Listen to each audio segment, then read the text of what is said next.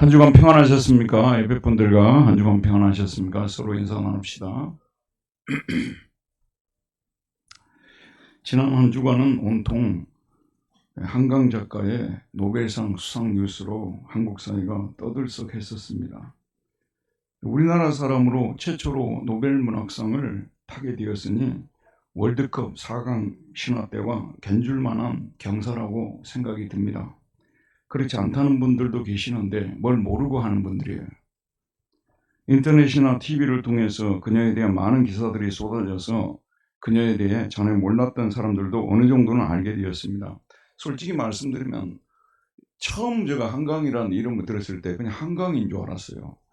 나중에 보니까 작가라는 사실을 알게 되었고 그분에 대해서 아는 것도 별로 없었고 그렇게 유명한 책도 제가 읽어보질 못했는데 기사들을 접하고 또 갑자기 TV를 틀어서 보는데 KBS2에서 예전에 그 한강 작가하고 인터뷰했던 그리고 또 한강이라는 쓴 채식주의자를 소개하는 그 다큐가 나오더라고요. 그래서 제가 몰랐는데 그분에 대해서 상당히 많이 알게 되었습니다.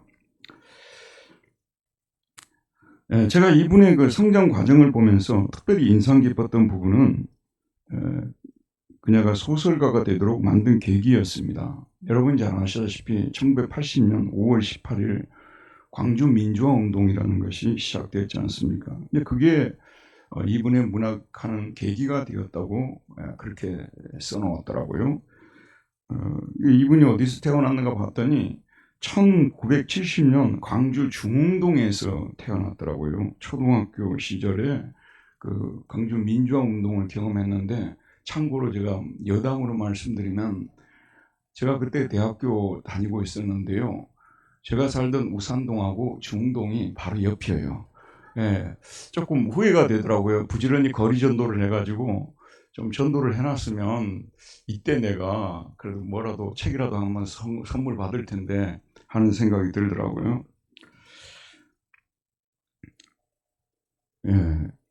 예, 중학교 1학년 때쯤 돼서 자기 아버지가 한승원 씨라는 그 우리 김수배 군사님 고향 장흥에 그 인물들이 많이 나요. 이청준 씨도 장흥에서 나셨고 여기 자기 아버지가 한승원 씨인데 강주사태에 있었던 그 사진첩을 갖다가 보여줬는가 봐요. 그 찍은 사진을 그 처참한 사진들을 보여주면서 그 사진을 보고 큰 충격을 받고 폭력의 문제에 대해서 그리고 폭력 앞에 개인의 연약함에 대한 문제로 고민하게 되었고 이런 생각을 그의 대표적인 책 채식주의자와 소년이 온다에서 잘 담아냈다고 합니다. 근데 채식주의자는 저는 육식하지 말고 채식하라는 책인 줄 알았더니요. 표면적으로는 그렇고 속으로 들어가게 되면 왜 너는 육식 안 먹고 채식을 먹냐고 가족들이 난리를 쳤다는 거죠. 나중에는 정신병원으로 들어가고 이런 일이 벌어졌는데 솔직히 저는 이 얘기를 들으면서요. 굉장히 많이 도전이 되더라고요. 진짜 자기하고 마음에 안 맞으면 그냥 폭력을 가해버리거든요. 제가 1980년도 광주에 있었는데요. 학생들이 데모했지만 총을 가지고 싸우자는 것도 아니었는데 총을 가지고 진압을 한단 말이에요. 그러니까 이게 말도 안 되는 일이 벌어지게 된 것이어서 정말 많은 젊은이들이 그때 희생이 됐어요. 그건 사실입니다. 노벨상 선정위원회에서 그녀의 작품을 역사적 트라우마에 맞서 인간 생의 연약함을 드러낸 강렬한 시적 산문이라고 평했는데 그의 작품을 읽으면 누구나 느낄 수 있는 부분을 표현했다고 합니다. 한강 시인은 먼저 시로 데뷔했고 그 다음에 소설을 썼음을 여러분 알고 계실 것입니다. 그동안에 부커상, 유명한 상이라고 하더라고요. 부커상이요. 그리고 프랑스 4대 문학상 중 하나로 꼽히는 메디치상을 비롯한 여러 국제적인 상을 수상을 했고 또 책들도 여러 나라 말들로 번역이 돼가지고 이미 이렇게 국제적으로 유명한 그런 작가가 돼서 이번 노벨상 수상을 앞두고도 될 가능성이 많다. 그런 얘기가 많이 오르내렸대요. 그래서 결국은 중국분하고 이렇게 경쟁을 하다가 이분이 한강 작가가 노벨상을 받게 되었다고 합니다. 근데 어떤 평론가가 평론가들이 많잖아요. 근데 어떤 평론가가 조정래, 이문열 같은 사람이 왜 받지를 못하고 한강에 받게 되었는가? 조정래, 이문열 같은 문학가들처럼 웅장한 서사는 없지만 폭력 앞에서 고통당하는 한 개인이 겪는 내면의 고통들을 시적으로 표현하는 점이 어필했다고 말하는데 상당히 동의가 되는 부분입니다. 여러분, 그런 생각 해보셨습니까? 만약에 그 어린 나이에 이 광주 사태의 그 참혹한 그 상황을 보지 않았다면, 사진을 통해서 보지 않았다면 문제의식이, 그러니까 이분은 늘 질문하는 것이 문학이라고 규정을 하는데 맞아요. 이번 또 책 끝나면 또 하나의 질문을 던진다는 거죠. 또 그 질문이 끝나면 또 질문을 던진다는 거죠. 왜 폭력이라는 것이 있어야 되는가? 왜 다른 사람들이 내가 하고 싶은 싫은 일을 안 한다고 왜 폭력을 행사하는가? 충분히 참 생각할 수 있는 그런 주제를 이분이 가지고 고민을 했더라고요. 이런 걸 가지고 고민하다 보니까 이제 저희 같은 경우는 하나님께 기도해서 해결하고 그럽니다만은, 이분은 이제 문학이라는 수단을 통해서 저항을 하고 또 이런 상황을 알리고 그러고자 하는 그런 결심을 굳혔고, 그걸 위해서 국문학과를 들어가고 그 다음에 오늘 같은 노벨상까지 수상하게 되었다는 생각이 듭니다.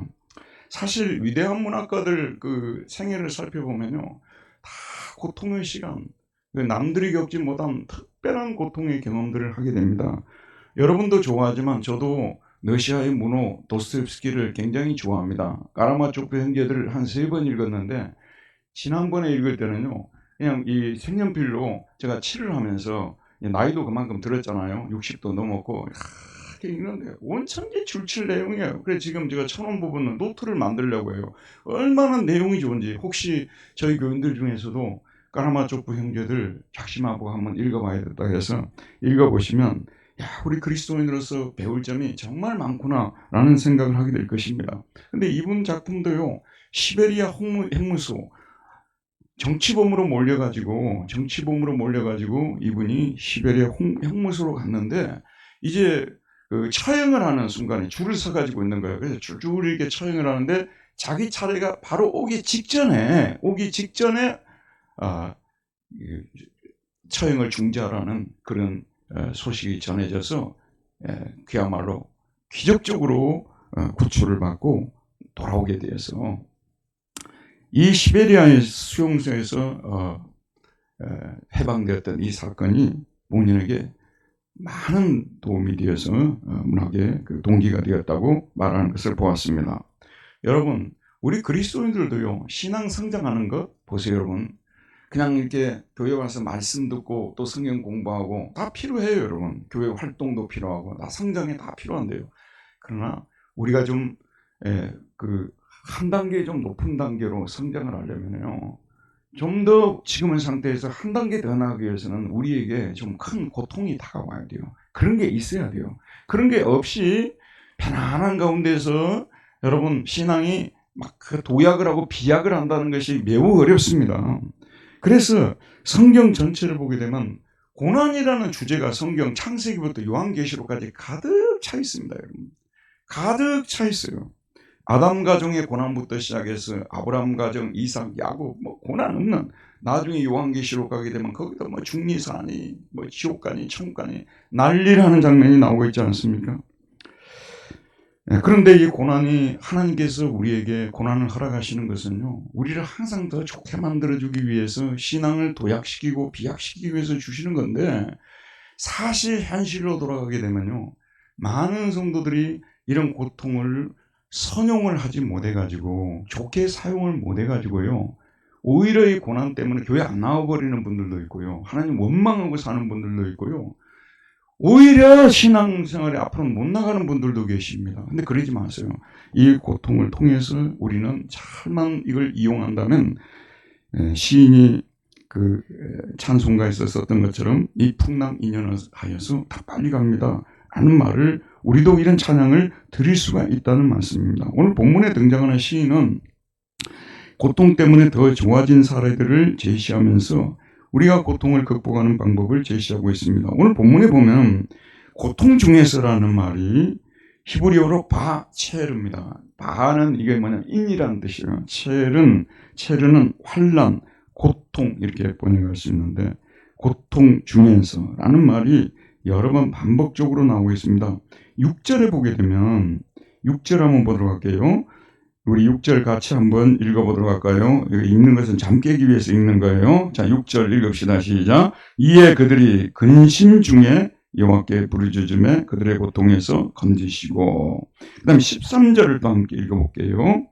이에 그들이 그 환난 중에 여호와께 부르짖음에 그들의 고통에서 구원하시되. 똑같은 바첼인데 번역을 할 때 똑같이 번역하면 그 재미가 없어요. 그래서 약간 말을 바꾸거든요. 그래서 똑같은 히브리 언어 바체르를 여기는 그 환난 중에라고 번역했습니다. 19절 우리 큰 소리로 한번 봅시다. 이에 그들이 그들의 고통 때문에 여호와께 부르짖음에 그가 그들의 고통에서 그들을 구원하시네. 이것도 고통 때문에 바체르 똑같습니다. 28절을 보도록 할게요. 이에 그들이 그들의 고통 때문에 여호와께 부르짖음에 그가 그들의 고통에서 그들을 인도해내시고 바체르. 네 차례나 나오는데 이 시편의 저자는 이스라엘 백성들의 역사를 돌아보고 일정한 패턴이 있다는 것을 알게 된 거예요. 제가 중학교 처음 들어갔을 때 그때 영어 교과서가요 어떻게 만들어지냐면 패턴을 만들어 가지고 연습을 시키는 거예요. 항상 뭐냐 패턴 프랙티스 하면서 repeat after me 그러는 거예요. 여러분 다 기억나시죠? 패턴 프랙티스 기억나시죠? 그거예요. 그러니까 이 성경에 보면 패턴들이 신앙의 패턴들이 나오고 있어요. 먼저 이들이 큰 고난을 당합니다. 그러면 그들이 견디다 안 돼가지고 하나님 앞에 나가서 부르짖습니다. 그러면 하나님께서 그들을 그 고통에서 건져주시는 이 패턴이 이스라엘 역사에서 반복되고 있는데 여기 보게 되면 먼저 광야 생활을 소개를 하면서 광야에서 이런 일이 벌어졌다고 말씀하고 있습니다. 4절과 5절에 보면 그들이 광야 사막길에서 방황하며 거주할 성읍을 찾지 못하고 줄이고 목이 말라 그들의 영혼이 그들 안에서 피곤하도다. 광야 사막길에서 방황하며. 우리는 정말 신앙생활 하기에 참 좋은 시대에 우리는 살고 있음을 항상 잊지 말아야 됩니다. 저는 이스라엘 백성들이 광야에서 하나님을 거역하고 막 반항하고 그랬다 그러는데 아니 매번 만나와 메추라기만 먹여보세요. 어떻게 그 반항 안 하겠습니까? 어떻게 불평 안 하겠습니까? 저희들은 지금 반찬 아무리 집에서 잘해줘도 요즘 왜 이렇게 고기가 안 나올까 그런 생각 가끔씩은 하잖아요. 근데 매번 그렇다고 기후가 좋습니까? 뭐 저녁이면은 뭐 일교차가 심해가지고 마이너스 20도 이렇게 떨어지고 낮에는 또 40도 이상 넘어가고 그런 데서 38년 동안이나 걷는 것이 여러분 생각해보세요 이게. 그러니까 이들이 너무 힘들어가지고 광야 사막길에서 방황하며 거주할 성곽을 찾지 못하고 줄이고 목이 말라 그들의 영혼이 그들 안에서 피곤하였습니다. 여러분 저나 여러분은요 솔직히 말씀드렸어요. 웬만히 고난당하면 하나님께 부르짖는 사람은 없습니다. 될 대로 되라고 생각하는 분들도 있고요. 어떻게 되겠지 하는 분들도 계시고요. 교회 와서 예배는 다 드려요. 그러나 발등에 진짜 불이 떨어져야 돼요. 그래서 저와 여러분의 고난도 어지간한 고난은요. 별로 도움이 안 돼요. 진짜 발등에 김용주 목사가 설교를 100번 하는 것보다요. 여러분의 발등에 불 한 번 떨어지는 게 더 좋아요. 그러면 하나님 앞에 나와서 기도하지 말라고 해도 여호와께 기도하고 아까 제가 말씀드렸죠. 광야에서 살았던 사람이 얼마나 신실한 크리스천들이었어요. 매번 원망하고 불평하고 말 안 듣는 사람들이었어요. 그래도 그들이 너무 힘들 때는 하나님 앞에 나와서 부르짖었지 않아요. 이렇게 해야만이 정말 신앙이 성장하게 되는 것입니다. 누구에게 부르짖었냐? 여호와께 부르짖었다. 저와 여러분들도 어려움 당하게 되면요. 처음에는 자기 혼자 꾹 참고 있습니다. 너무 답답하면요.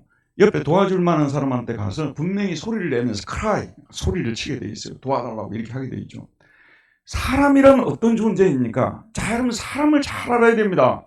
사람은 자기 한 사람 간수하기도 어려운 사람이에요. 그래서 사람은 어느 정도까지는 도와줄 수 있지만 한계를 넘으면 못 도와주는 거예요. 그래서 사람한테 소리를 쳐보죠. 안 됩니다. 결국은 다시 하나님께 돌아와서 하나님께 부르짖는데 이츠아쿠라고 하는데 소리치며 부르짖었다는 뜻입니다. 제가 외국에서 오랫동안 신앙생활하는데 항상 아쉬운 점이 있었어요. 그게 뭐냐 그러면요. 교회를 가지 않습니까? 물론 순복음교회는 좀 달랐어요. 그러나 일반 교회를 루터교라든지 이런 데 가잖아요. 갑니다. 그냥 조용해요. 아니 사람이 교회 올 때 뭐 문제가 있어서 교회 오는 거 아니에요? 그러니까 막 답답하니까 막 교회 와서 소리치는 사람도 좀 있어야 되고 이래야 되는데 여러분 그런 분들은 죄송합니다만 하나님을 만난 적이 없는 분들이에요. 기독교 전통 때문에 그들이 교회는 나오고는 있습니다만은 발등에 불이 안 떨어져서 그런 거죠. 하나님께 그들이 불이 쬐졌습니다. 그럴 때 하나님께서 그들을 고통에서 건져주셨고 바른 길로 인도하서 거주할 성읍에 이르게 하셨다고 말씀하고 있습니다. 두 번째가 예가 뭐냐면 바벨론 포로 생활이에요. 바벨론 포로 생활을 하며 큰 고통을 겪을 때 하나님이 그들을 건져주셨습니다. 그러면 그들이 왜 바벨론에서 포로 생활을 했느냐? 10절에서 11절입니다. 10절에서 11절 사람이 흑암과 사망의 그늘에 앉으며 공공한 쇠사슬에 매임은 하나님의 말씀을 거역하며 지존자의 뜻을 멸시함이라. 청소년기 애들이 반항을 많이 하고 말을 안 들어요. 이게 청소년기니까 그냥 넘어가야 되겠다고 많이 참아주죠, 부모들이. 근데 너무 하지 말라는 일을 계속하고 말을 안 들으면요, 진짜 방에다 넣어가지고 꼭 뭘 겁니까? 불을 꺼버립니다. 방에다 넣어가지고 흑암과 그 사막의 그늘에 앉는 거예요. 그걸 안 하려고 해야죠. 아무리 말을 안 해도 말을 안 들으니까 거기다 넣어서라도 어떻게 해서든지 해보려고 하지 않습니까? 사망의 그늘, 흑암과 사망의 그늘에 앉아 공고한 쇠사슬의 매임은 하나님의 말씀을 거역하며 지존자의 뜻을 멸시합니다. 여기 앉아서 예배드리는 우리 교인들 아마도 90% 이상은요, 많이 하나님으로부터 훈련을 받으셨을 것입니다. 그래서 속으로 누가 뭐라고 해도 내가 열심히 하나님을 섬기지 못한다 할지라도 하나님 말씀 잘 듣고 순종해야 되겠다, 그런 마음을 가지고 예배도 드리고 계실 것입니다. 그렇죠 여러분? 하나님 말씀을 따라야만 괴롭지 않다는 것. 불순종 안 해본 사람이 누가 있겠어요? 이 중에 앉아있는 분들 순종만 한 사람이 있겠어요? 불순종 다 해봤어요. 근데 불순종 하려면 요즘은 뭐냐면 하려면 한번 해보라 그 말이에요. 불순종하면 누구만 손해자면요, 자기만 손해예요. 자기만 흑암과 고통의 시간을 보내고요, 얼굴은 그냥 시커멓게 되고요, 마음은 늘 괴롭고 그냥 늘 힘들고요. 왜 그러면 그런 일이 벌어지냐면 하나님의 말씀을 그렇게 주일날 말씀을 전하고 그렇게 하나님의 말씀에도 귀를 닫아버리고 순종을 하지 않는데요, 어떻게 밝게 살아갈 수가 있겠습니까? 그래서 하나님께서 바벨론 포로 수용소로 그들을 보내서 그들을 공공한 쇠사슬에 매이게 한 것입니다. 하나님의 말씀을 거역하며 지존자의 뜻을 멸시함이라. 그래서 하나님께서는 그들에게 어떤 벌을 주셨습니까? 12절에 보면 그러므로 그가 고통을 주어 그들의 마음을 겸손하게 하셨으니 그들이 엎드려져도 돕는 자가 없었도다. 고통을 주어 그들의 마음을 겸손하게 하셨으니. 제가 예전에 목회할 때요, 태권도 사범님이 계셨어요. 전라도 분이신데 진짜 태권도를 잘해요. 사범들이 그 외국에 가면 사범들이 많이 있으시잖아요. 그분을 전도하려고 제가 12시 뭐 끝나고 가면은 뭐 밤 2시까지 바둑을 두면서 막 그걸 전도하려고 많이 했어요. 굉장히 강한 분이에요. 너무너무 강해가지고 제가 한 번은 그렇게 얘기한 적이 있어요. 사범님은 누구한테 무릎 한번 꿇어본 적이 없으시죠? 제가 그렇게 물어봤어요. 그렇게 강해요. 살다 보면요, 자아가 특별히 유난히 강한 분들이 있어요.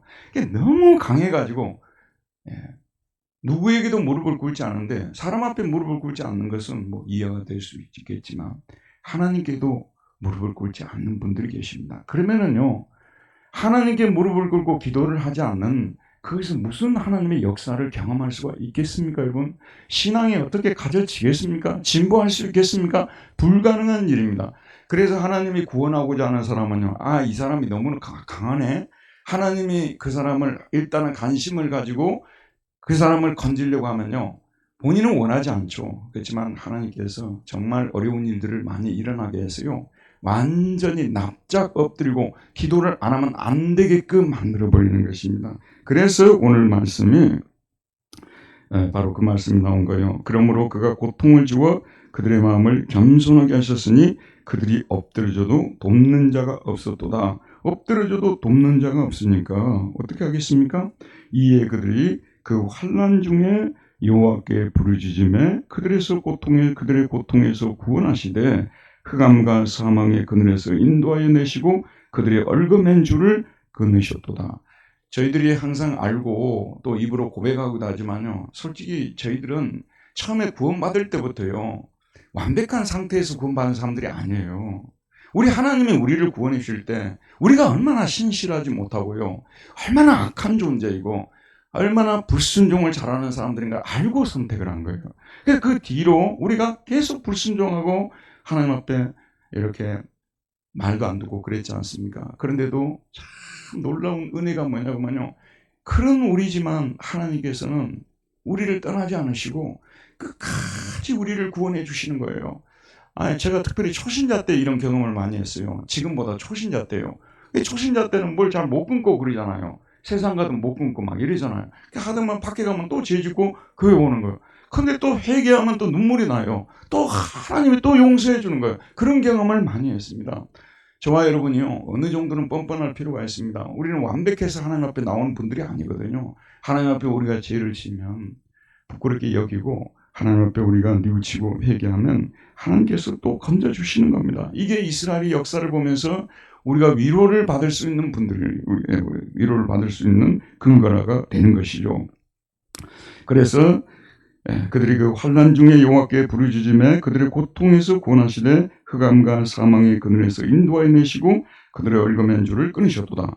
이제는 세 번째 뭐냐면 17절 18절을 가보도록 합시다. 17절 18절 한번 읽어보도록 함께 읽읍시다. 미련한 자들은 그들의 죄악의 길을 따르고 그들의 악을 범하기 때문에 고난을 받아 그들은 그들의 모든 음식물을 싫어하게 되어 사망의 문에 이르렀도다. 17절부터 22절은 저는 사사시대를 지금 빗대서 말씀을 전하고 있지 않나 생각합니다.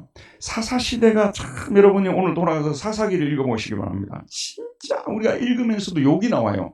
세상에 이렇게 미련한 사람들이 있냐. 그리고 하나님 말을 안 듣고 막 불순종 우상 숨겨가지고 결국은 하나님께서 미디안이 쳐들어오고 막 옆에 있는 블레셋이 쳐들어오고 고난을 당하게 되면 막 그들이 좀 살려달라고 막 부르짖거든요. 그럼 하나님께서 누구를 보냅니까? 사사들을 보내죠. 영어로 저지들을 보내가지고 사사를 보내서 그들을 건져내죠. 기드온도 보내고 뭐 삼손도 보내고 또 건져주잖아요. 태평성대가 와요. 그러면 또 살만하게 되면, 숨쉴만하면 그들은 또 우상 숭배하고 하나님을 멀리합니다. 그래서 또 하나님이 그들에게 또 벌을 줍니다. 그러면 또 힘드니까 하나님 앞에 나가서 기도합니다. 그러면 사사를 보내서 구원해 주니. 그러니까 우리가 이런 사람들은 뭐라고 합니까? 미련한 사람들. 미련한 사람들이죠. 미련한 자들은 그들의 죄악의 길을 따르고 그들의 악을 범하기 때문에 고난을 받아 그들은 그들의 모든 음식물을 싫어하게 되고 사망의 문에 이르렀도다. 참 미련하지 말아야 되는데, 특별히 투자 같은 경우들이 있잖아요. 절대로 투자하지 말아야 되는데 미련해가지고 그 속닥이는 말도 안 되는 그냥 몇십 배 막 이렇게 재산을 불려준다는, 그 몇십 배 재산을 불려준다는 것에 불리고 되면 그다음부터 신앙생활 잘 안 돼요, 여러분. 적당히 불려야지. 예수 믿는 사람이 그냥 갑자기 자기 재산이 누구 말을 들어가지고 땅을 샀더니 이렇게 엄청 부자가 되는데 그 사람은 그다음부터 엎드려서 하나님께 기도가 되고 그렇게 될까요? 그럴 때는 좋은 방법이 있어요. 거기서 번 돈을 빨리 교회에다 다 갖다 바쳐버려요. 그래도 좋은 데라도 쓰이지, 그게. 한번 생각해 보세요, 여러분. 이론적으로도 논리적으로도 생각할 수 있는 거예요, 우리가. 적당히 이익을 얻어야지 거기서 하나님도 찾고 감사도 나오고 그러는 거지. 미련한, 그래서 음식물을 싫어하고 사망의 문에 이르는 분들을 보게 되면요, 이런 문제로 인해서 이렇게 떨어지는 분들이 실제로 있어요, 여러분. 내가 왜 이렇게 멍청하고 미련했는가? 어떻게 말도 안 되는 그런 얘기를 믿고 따라갔는가? 우리 그리스도인들 중에서도 이런 분들이 있다는 것은요, 신앙생활 ABC부터 새로 시작해야 됩니다. 이거 정말 되어서는 안 되는 문제. 그들의 이런 환난을 당할 때 하나님께 도와달라고 소리쳐 기도합니다. 19절에 보면 이에 그들이 고통 때문에 여호와께 부르짖음에 그가 그들의 고통에서 그들을 구원해 주시되, 어떻게 구원해 주시냐? 그의 말씀을 보내어 그들을 고치시고 위험한 지경에서 건지시는도다. 새롭게 하소서라는 프로그램이 있어요. 또 우리 기독교 채널들이 몇 개 있으니까요. 간증 프로들이 있잖아요. 간증 프로들의 공식은 거의 똑같습니다. 대부분 하나님 말씀에 불순종합니다. 그래가지고 엄청나게 돈도 잃고 건강도 잃고 가정적으로 어려워지고 하다가 끝판에 몰려가지고 마지막 순간에 하나님 앞에 다시 돌아와서 회개하고 소생해서 간증 집회 나온 거예요. 그런 간증 집회 나가지 마세요, 여러분. 그게 좋은 게 아니에요.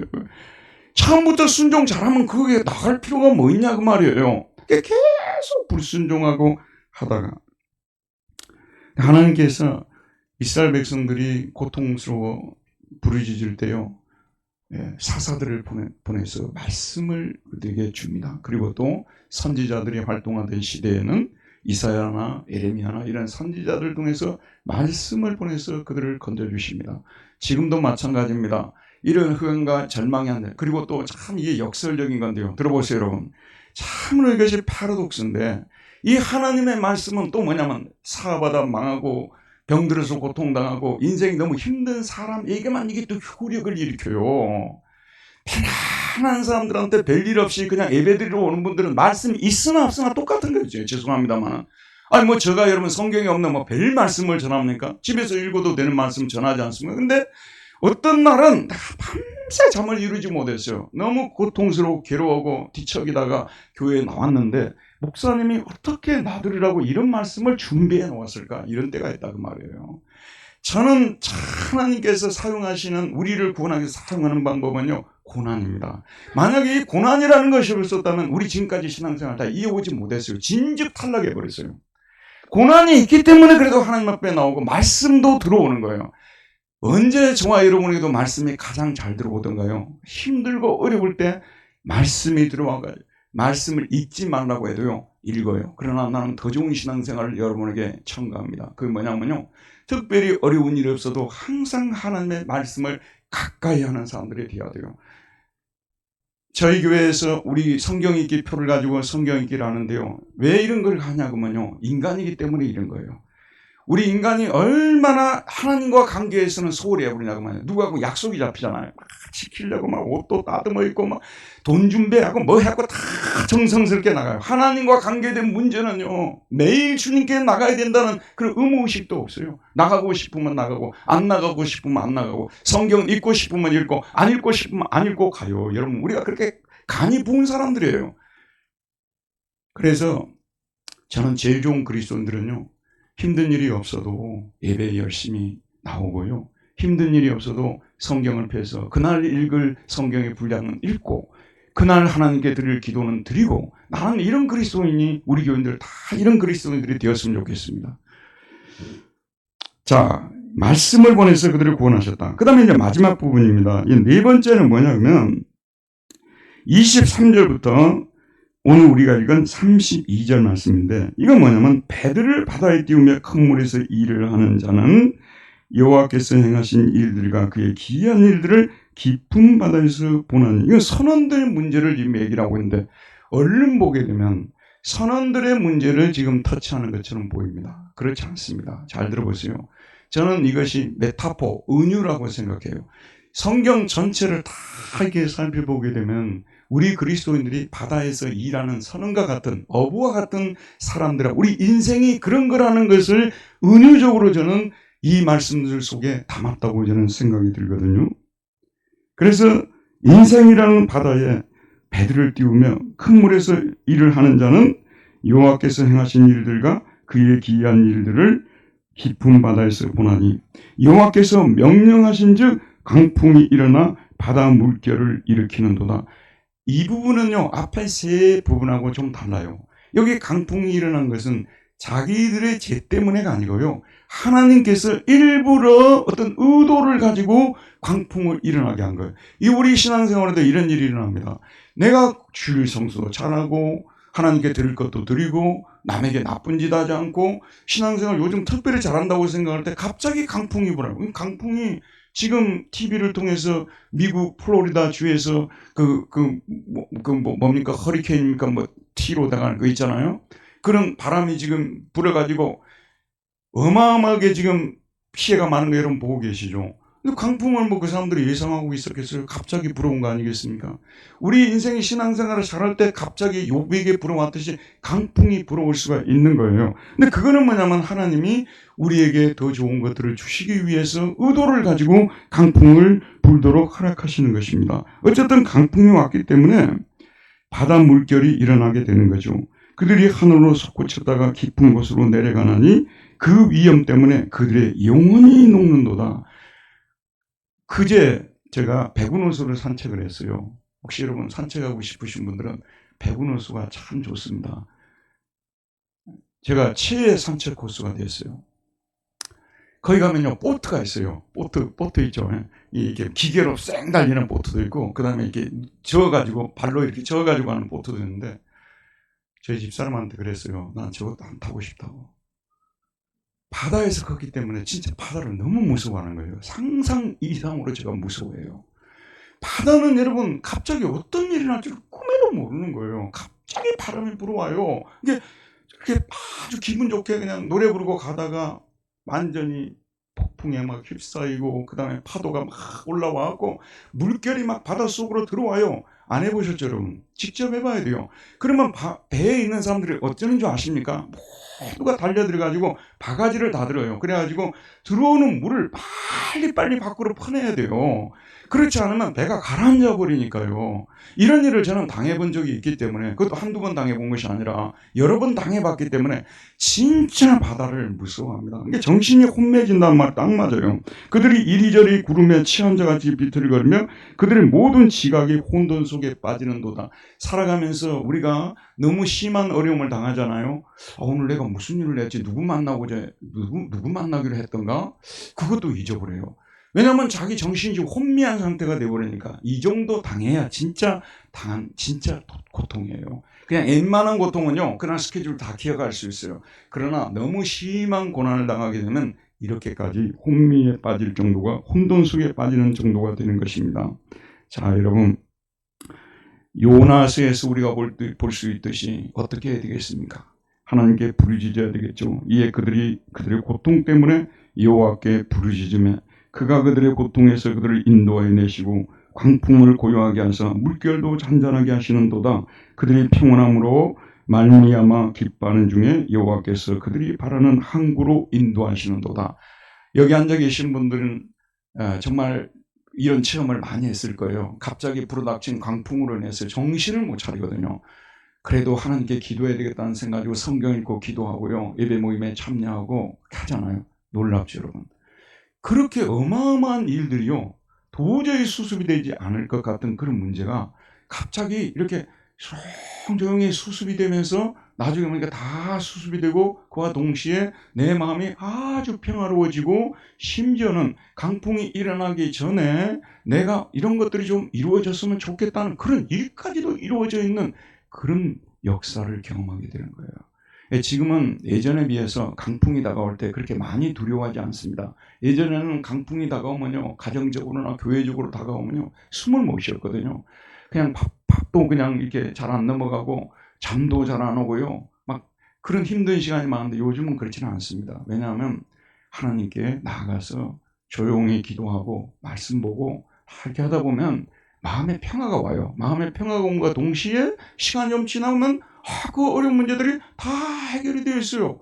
아니, 어떻게 해결이 됐는지도 모르겠어요. 다 해결이 되어 있어요. 그뿐만 아니라 내가 바랬던 것들, 이런 거 있었으면 좋겠다 하는 것들까지도 하나님께서 또 채워주시는 그런 경험을 우리가 하지 않습니까?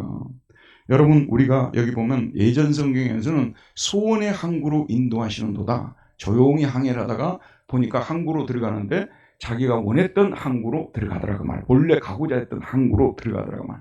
그런데 이 성경 구절이요, 신약에 그대로 나오는 부분. 이게 마가에서도 나오고요, 마태에서도 나오고, 우리 그대로 나오는데 그게 뭡니까? 실제 똑같은 말씀이 나와요. 갈릴리 바다를 이제 게네사렛 호수라고도 말하죠. 게네사렛 호수를 건너야 되는데, 여러분 공간복음을 읽다 보면 호수 건너는 장면들이 많이 나오잖아요. 그걸 여러분들이 오늘 집에 들어가서요, 갈릴리 바다를 한번 쳐보게 되면, 그 인터넷은 나의 목자신이 저보다 훨씬 더 잘 가르쳐줘요. 거기 보잖아요, 얼마나 이 호수가 넓은지. 베를린에 가면 반제라고 있어요. 그래서 사람들이 막 반제가 반밖에 안 되는 반제라고, 제가 호수니까요, 그러죠. 막상 거기 가보세요. 그 호수가 얼마나 넓은지요. 근데 갈릴리 그 호수는 훨씬 더 넓은 거예요. 그러니까 여기서 저쪽으로 가려고 하면 제자들이 여기서 저 말로 이동하려면, 지금은 이제 차를 타고 이동하기 때문에 뭐 1시간 안에 다 이동하겠죠. 몇십 분이면 이동하겠죠. 근데 그때는 어떻게 하겠어요? 얼마나 긴 시간을. 그러니까 밤에 주로 이동하는 거예요. 배를 타고요. 밤에 이동을 하는 거잖아요.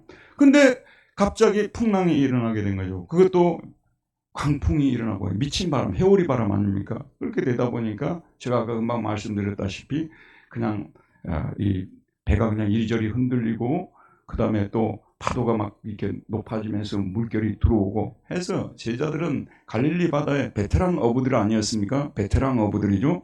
이 베테랑 어부들이 자기들의 그 실력을 다 발휘해서 그 배를 붙잡으려고 하고 파선이 안 되려고 했습니다만은 너무 심하니까 파선 직전까지 됐어요. 근데 가만히 생각해 보니까 우리 배에 예수님이 타고 계신다는 사실이 갑자기 생각이 드는 거예요. 그 전에 생각했으면 오직 좋았겠어요.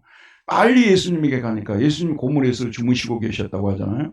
제자들이 뭐라고 했습니까? 우리 다 죽어가는데 주님은 이렇게 평안하게 주무실 수 있습니까? 예수님을 나무라듯이 그렇게 얘기를 하지 않습니까? 예수님이 일어나셔서 바람을 꾸짖으시고 파도를 맹하였으니 바람이 잔잔해지고 파도가 고요해졌더라. 이 말씀이 나오지 않습니까? 자, 여러분, 제가 여러분에게 말씀드려요. 강풍을 하나님께서 우리에게 허락하신 목적은 뭐냐면요. 문제 하나 해결해 주는 거예요. 문제 하나, 여기 지금 차를 타고 계신 분들이 계실 겁니다. 차 하나 바꿨다고 해서 뭐 그것이 그렇게 기쁨이 오래 갑니까? 우리 문제가 하나님의 은혜로, 심지어 하나님의 기적으로 해결되었다 하더라도요, 문제 해결되었을 때 뿐이지, 얼마 안 가면 그게 우리 소원이 이루어졌다고 해서 그 소원이 정말 죽을 때까지 가면 좋겠습니다만은 그냥 금방 갔다가 없어져 버리는 소원 아니겠어요? 여러분 잘 들으세요. 이 강풍을 통해서 하나님께서 우리에게 가르쳐 주시는 교훈이 있어요. 커다란 교훈이 있는데요. 우리 인생이라는 배에 우리 예수님께서 함께 타고 계신다는 이걸 가르쳐 주고자 하는 거예요. 저와 여러분이 어떤 문제를 가지고 살려주세요 하고 해서 살려줬다 그 말이에요. 그거보다도 내가 비유가 설교하다 보니까 떠오르네요. 자식이 지금 이제 막 사업을 해보려다가 도저히 안 됐어요. 자기가 잘 해보려고 했는데 어려움을 겪어요. 부모님한테 와서 살려주세요. 그랬단 말이에요. 이게 부모님이 빨리 이제 대출을 해가지고 살려줬어요. 그것을 끝나면 좋을 텐데 그렇지 않죠? 나중에 자녀가요. 자기도 생각이 있는 자녀 아니겠습니까? 내가 사업을 하다가 일부러 망하려고는 하지 않겠죠. 최선을 다하지만 사업이 어려워도 나를 돕는 내 아버지, 어머니가 항상 나를 보고 계시고 나를 지키고 계신다는 이런 생각을 하게 될 때 똑같은 어려움이지만 훨씬 더 평안한 마음에서 극복할 수 있지 않냐고 말해요. 여러분 잘 보세요. 오늘 이 말씀은 참 중요합니다. 우리 신앙생활에서 어떤 문제가 지금 당장에 해결되는 그거보다도 내 인생의 배 속에 우리 주님이 함께 타고 계시고 나를 주목하시고 나를 지키시고 눈동자같이 보살피고 계시고 목회 초년병 때요, 초창기 때는요, 참 사람이 두렵기도 많이 했어요. 저 사람이 나를 해치면 어쩔까? 저 사람이 나를 요즘 좀 안 좋아하는 것 같은데 나를 멀리하면 어떨까? 그런 것들이 참 많았어요. 사람이기 때문에요. 세월이 지나놓고 보니까요. 사람은 나도 그렇고 저 사람도 그렇고 사람은 다 똑같아요. 여러분 사람이 다를 줄 알죠? 제가 한국 와서 깜짝 놀란 게 뭐냐면요. 어렸을 때는 몰랐어요. 나는 독일 사람하고 한국 사람하고 근본적으로 차이가 있는 줄 알았어요. 돈 좋아하는 거 다 똑같아요. 노는 거 좋아하는 거 다 똑같아요. 뭐가 달라요 여러분? 차 좋은 거 타고 다니는 거 다 똑같아요. 한국 사람이나 독일 사람이나 저도 똑같고 여러분도 다 똑같아요. 인간은 다 똑같은 겁니다. 그렇기 때문에 인간에게 기대만 끄면 되는 거예요. 내 인생의 배에 주님이 계시다는 생각을 하면서 힘들고 어려울 때 주님을 바라보고 주님께 말씀을 드리고 주님을 의지하고 나가면요. 주님께서 나도 구원해 주시고 또 상대방들도 구원해 주시고 우리를 구원해 주시고 공동체를 구원해 주시고 우리 분당교회의 가장 큰 힘은요. 우리 주님께서 이 교회 안에 함께 계신다는 거예요. 함께 계시면서 우리의 고통을 알고 계시고 예수의 이름으로 무엇이든지 부르짖으면 하나님께 호소하겠다는 말씀 아니겠습니까? 이게 지금 현재 강풍을 주시는 가장 중요한 의미라는 사실을 깨닫고 주님이 계신다면 뭐가 두렵습니까, 여러분? 우리 아버지가 돈이 어마어마하게 많아요. 막 박진영 씨라든지 양현석 씨라든지 그 사람들보다 더 많아요. 자녀들이요, 겉으로는 막 고통 당하는 것처럼 하지만 하나도 고통 안 당할 거예요. 어제 그 불후의 명곡을 보는데 고 신해철 씨 저는 독일에 있었는데 엄청 유명했는가 보더라고, 한국에서요. 고 신해철 씨가. 그리고 곡을 들어보니까 좋긴 좋더라고요. 그 팬들도 많고. 근데 거기에 누가 나와 앉았냐면 아들이 그게 딱 나와요. 아들이. 여러분. 내가 그걸 보면서, 예. 그 아들은 사실 힘들어하고 그런 것 같지만요. 신해철 씨 저작료가 엄청나게 나온다 그러더라고요. 그래서 내가 보니까 근심이 별로 없는 것 같아요, 얘가. 예, 근심이 별로 없는 것 같아요. 우리 아버지로 인한 엄청난 저작권 이거 그런 것 같아요. 여러분, 우리 하나님이 그 신해철에 남겨놓은 저작료만 못하겠습니까, 여러분? 비교할 수 없죠. 그러니까 다시 한번 제가 말씀을 드릴게요. 오늘 설교 빨리 끝나니까 다시 한번 말씀을 드리는데, 우리 인생의 배에 우리 예수님이 함께 타고 계신다는 이 진리를 붙잡고 사는 것이 지금 당장 도움을 받는 것보다 더 중요하다는 말씀입니다. 이런 은혜가 저와 여러분 모두 있기를 바랍니다. 은혜로우신 하나님, 오늘도 생명의 말씀을 우리에게 보내주셔서 참으로 인생이라는 이 아버님 뱃속에 우리 인생의 배에 강풍이 일어나서 어찌할 바를 모를 때 하나님은 언제든지 우리를 구원해 주실 뿐만 아니라 우리를 위로하고 힘을 주고 우리에게 평안을 주시기 위해서 우리 인생의 배에 우리 예수님께서 직접 타고 우리와 함께 항해를 하고 있다는 이 사실을 깨달았사오니 이 말씀을 믿음으로 승리하는 우리 모두 되게 하여 주옵소서. 예수님 이름으로 기도하였습니다. 아멘.